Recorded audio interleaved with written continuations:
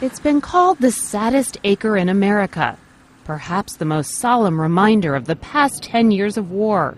Arlington Cemetery, Section 60, the final resting place for hundreds of America's most recent war casualties, those who paid the ultimate sacrifice in Afghanistan and Iraq. It's a place Beth and Michael Bell know all too well. Their son, Lance Corporal Nicholas Curvin, was laid to rest here in May of 2005. Nicholas was 17 and a college-bound senior in high school when the September 11th attacks changed everything. In the middle of October, he told us that he had decided to put college on hold for 4 years, that he wanted to serve his country. We knew that he was very moved by 9/11, and he felt like it was his time to do something, and that this was his calling. His calling was to become a Marine, but because Nicholas was only 17, he needed Beth's signed permission to enlist. It was very difficult, because I was the one that had to put my name on that paper that was going to send my son to war. In November of 2004, Nicholas and his unit were deployed to Afghanistan.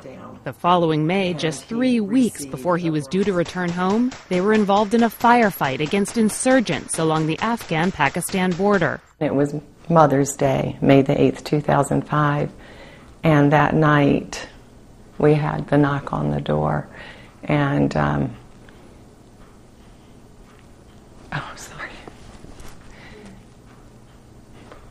I did not hear the doorbell, but as soon as I heard her scream, I knew immediately what it was, and I came running up here, and I saw the two uniformed Marines at the front door. They were involved in a 6-hour firefight, and Nicholas and another boy were the squad leaders, and they were the first to clear the cave, and they were shot. 6 years later, the intense firefights along the border continue. Where Nicholas once fought are new troops, just as committed to their mission, but often now from a generation with only vague memories of the attack that started the war. I think I was in 5th grade when 9/11 happened, and I didn't see the actual planes, but I just saw the towers burning, and I mean, at that age I didn't really know what that meant. I remember very few of it, you know. Just always, like, as a civilian, you just, you're going to do your own thing, you know. Still, these young soldiers from the 172nd Infantry Brigade insist they never lose sight of what they're fighting for. Everyone understands what Afghanistan was and why we came here. But back at home, Beth and Michael Bell worry that as the years have passed on, so has public interest and awareness of the war. You look at how the country came together after 9/11, and everyone was so proud to be an American.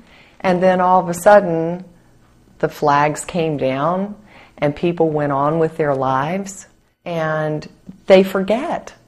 And especially now, 10 years later, they forget. We had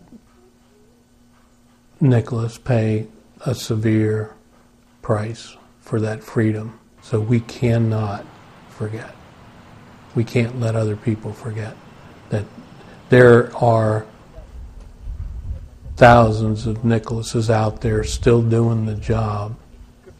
They're still fighting for our freedom. Kelly Daschle, Associated Press.